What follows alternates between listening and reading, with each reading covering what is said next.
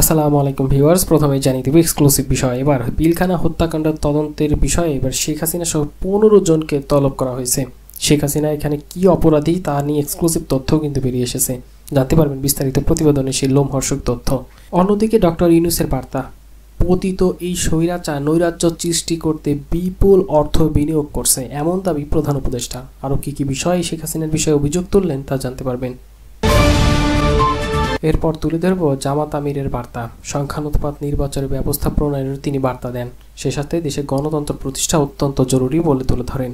কিভাবে সংখ্যানুপাত নির্বাচন করা হবে তারও এক্সক্লুসিভ বার্তা দেশবাসীকে দিলেন, তা জানতে পারবেন বিস্তারিত প্রতিবেদনে।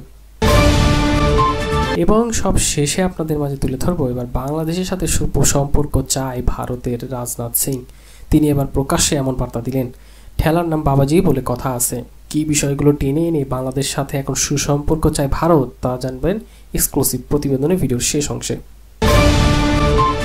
এতক্ষণ শুনছিলেন শিরোনাম, এবার বিস্তারিত।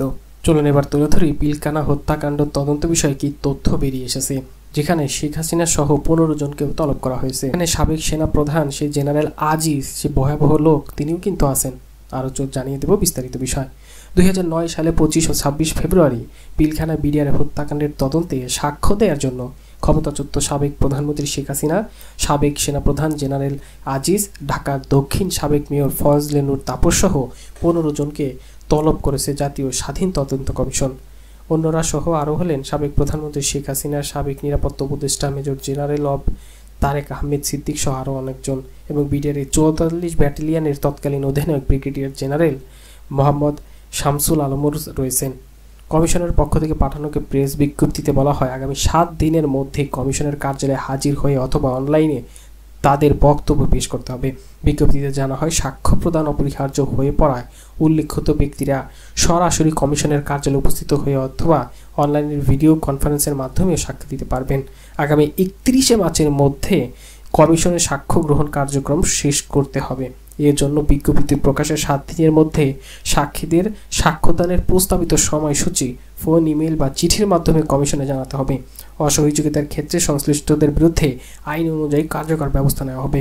কিভাবে এই 2009 সালে আওয়ামী লীগ সরকার গঠনের 49 দিনের মাথায় 25 ও 26 ফেব্রুয়ারি সংঘটিত নরকীয় নৃশংস মর্মান্তিক এই ঘটনায় 57 জন সেনা কর্মকর্তা সহ 74 জন নিহত হন।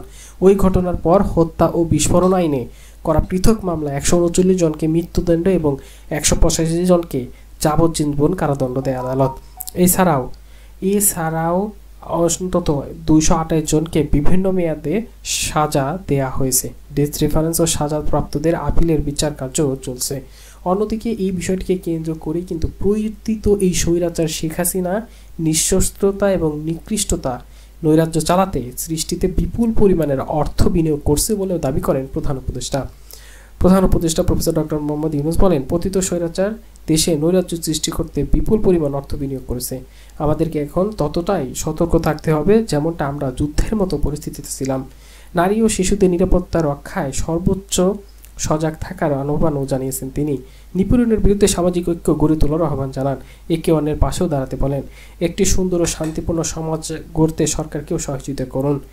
ডক্টর মোহাম্মদ ইউনূস বলেন, আজকে বিশ্ব নারী দিবসের বা নারীরা যতটুকু অধিকার আর স্বাধীনতা চর্চা করতে পারছেন এর পুরোটাই তাদের আন্দোলন সংগ্রামের মাধ্যমে অর্জন করতে হয়েছে।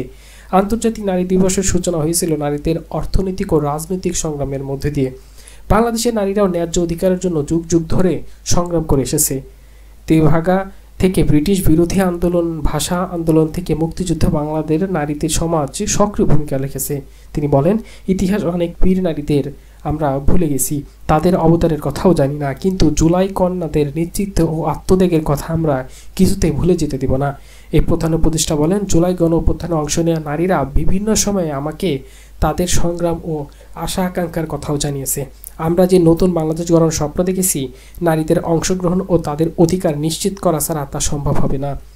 নারীদের ন্যায্য স্থান প্রতিষ্ঠার জন্য পুরুষদের উৎসাহী হয়ে সহযোগিতায় এগিয়ে আসার আহ্বান জানান তিনি বলেন, এক পর্যায়ে এই পতিত স্বৈরাচার নৈরাজ্য সৃষ্টিতে বিপুল পরিমাণে দেশে অর্থ বিনিয়োগ করছে, যেখানে এই দেশে নৈরাজ্য সৃষ্টির মাধ্যমে একটা অরাজকতার দিকে ঠেলে দিতে হবে এর জন্য কিন্তু বিনিয়োগ করছে তারা। এবার তুলে ধরতে যাচ্ছি সংখ্যানুপাত নির্বাচনের ব্যবস্থা প্রণয়নের আহ্বান জানালেন কিন্তু এবার জামায়াতের আমির। সবার মতামতের ভিত্তিতে সরকার গঠনের সংখ্যানুপাত নির্বাচনের ব্যবস্থা প্রণয়নের আহ্বান জানিয়েছেন জামায়াতের আমির ডক্টর শফিকুর রহমান। এতে ফ্যাসিবাদের পুনরুত্থান ও রোধ পাবে বলে মনে করেন তিনি। এ সময় বিগত আমলে আওয়ামী শাসনামলে দেশের রাজনৈতিক দলগুলোর মধ্যে জামায়াতকে সবচেয়ে বেশি নির্যাতনের শিকার হতে হয়েছে বলে মন্তব্য করে তিনি বলেন, জামায়াতের আমির বলেন, জামায়াতকে ইসলামীকে বিগত ফ্যাসিস্ট সরকার নিজেদের প্রধান শত্রু হিসেবে চিহ্নিত করেছিল। তাদের বিরোধী হওয়ায় আমাদের ওপর সর্বোচ্চ শোষণ ও নির্মমতাও নেমে আসে। ডক্টর শফিকুর রহমান বলেন, বিগত শাসন আমলে একক রাজনৈতিক সংগঠন হিসেবে সবচেয়ে বেশি নির্যাতনের শিকার হয়েছে তার দলের কর্মীরা। বিরোধী রাজনৈতিক দলের ওপর এমন নিপীড়ন বিশ্বে নজিরবিহীন বলেও তিনি মন্তব্য করেন। তিনি বলেন, জামায়াত ইসলামী ধর্মীয় দৃষ্টিকোণ থেকে কাউকে সংখ্যালঘু বা সংখ্যাগুরু হিসেবে চিহ্নিত করে না। দেশের সব মানুষ বাংলাদেশের গর্বিত নাগরিক বলেও মনে করেন তিনি। দেশে গণতন্ত্র প্রতিষ্ঠা অত্যন্ত জরুরি এমনটা দাবি করেন তিনি। বাংলাদেশে গণতন্ত্র প্রতিষ্ঠা করা অত্যন্ত জরুরি, যাতে বিভিন্ন রাজনৈতিক শক্তির মধ্যে সহনশীলতা ও পারস্পরিক সম্প্রীতি বজায় থাকে।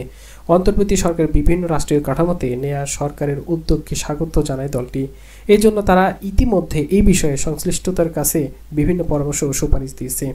তিনি নানা বিষয় তুলে ধরেন। 11 বছর কূটনৈতিক সম্মেলনে জামায়াতের আয়োজিত ইফতার মাহফিলের এমন বাসাও তিনি দেন। বক্তব্যে তিনি আরও তথ্য জানিয়েছেন, আওয়ামী লীগ সরকার জামায়াতের 5 জন শীর্ষ নেতাকে ফাঁসি দিয়েছে। 6 নেতাকে কারাগার বা পুলিশের হেফাজতে নির্মমভাবে হত্যা করা সহ হাজার হাজার নেতা কর্মীকে হত্যা করেছে। অনেকে ঘুমের শিকার হয়েছেন, অনেকেই স্থায়ীভাবে পঙ্গু হয়ে গেছেন। এই নিষ্ঠুরতা সত্ত্বেও জামায়াত ইসলামী এবং ইসলামী ছাত্র শিবির জুলাই বিপ্লবে ঐতিহাসিক ভূমিকা পালন করেছে। বিপ্লব পরবর্তী সময়ে আইন শৃঙ্খলা রক্ষা, ধর্মীয় উপাসনালয়গুলোর নিরাপত্তা এবং সাধারণ মানুষের জনমনের সুরক্ষা গুরুত্বপূর্ণ অবদান রেখেছে। গণতান্ত্রিক ব্যবস্থার প্রতি জামায়াতের প্রতি শ্রদ্ধার উল্লেখ করে দলটির আমির বাংলাদেশের সমানুপাতিক প্রতিনিধিত্ব নির্বাচন ব্যবস্থা চালুর পক্ষে জোরালো মতামত দিয়েছেন। তিনি বলেন, আমরা বিশ্বাস করি এই ব্যবস্থায় জনগণের মতামত সঠিকভাবে প্রতিফলিত হবে। এবং সবশেষে এবার আপনাদের মাঝে তুলে ধরতে যাচ্ছি বাংলাদেশের সাথে সুসম্পর্ক চায় ভারত, রাজনীত সিং এর এমন বক্তব্য। অবশেষে ঠেলার নাম বাবাজি, এই কথাটা কিন্তু সবাই জানে। বাংলাদেশ কিন্তু কোনোভাবেই ভারতকে সরকার পতনের পর, অর্থাৎ সাবেক প্রধানমন্ত্রী শেখ হাসিনা পতনের পর ভারতকে আর তেমন নড়াচড়া উঠতে দেয়নি। সেই ধারাবাহিকতা এবার বাংলাদেশের সঙ্গে ভারত সবসময় সুসম্পর্ক রাখতে চায় বলে মন্তব্য করছে ভারতের প্রতিরক্ষা মন্ত্রী রাজনাথ সিং। সোমবার দেশটির বার্তা সংস্থা ইন্দো এশিয়া নিউজ সার্ভিসকে দেয়া এক বিশেষ সাক্ষাৎকারে তিনি তথ্য দেন। ভারত সবসময় প্রতিবেশীর সঙ্গে শক্তিশালী সম্পর্ক রাখতে চায় এবং বাংলাদেশের ব্যতিক্রম নয়। তিনি বলেন, ভারত সর্বদা তার প্রতিবেশীদের সঙ্গে সুসম্পর্ক বজায় রেখে কাজ করতে চায়। সর্বদা তারা এমন চেষ্টাই করছে।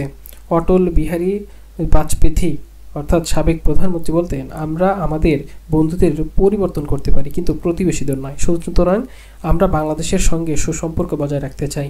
5ই আগস্ট ছাত্র জনতার আন্দোলনের মুখে সাবেক প্রধানমন্ত্রী শেখ হাসিনার নেতৃত্বাধীন আওয়ামী লীগ সরকারের পতন ঘটে। এরপর ডক্টর মোহাম্মদ অন্তর্বর্তী সরকার হিসেবে ক্ষমতায় আসে।